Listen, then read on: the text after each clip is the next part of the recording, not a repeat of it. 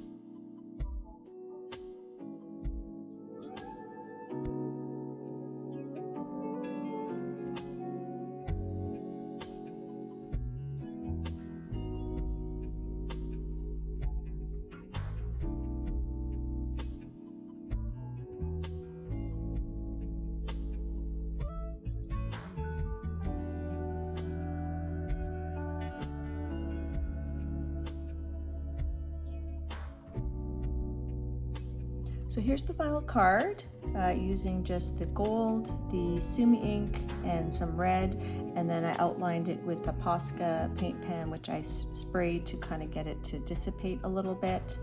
Now I should mention that the Sumi ink that I did end up using is Yasumoto Silver Black, which I believe only shows the silver on certain paper, so I don't think it affected this card. Like there's no silver showing up in this card, so I probably could have done the same thing with my regular Sumi ink that I use and gotten similar results. And I was, as I mentioned at the beginning, I was very inspired by Robin McClendon and her awesome book. I will link her book below.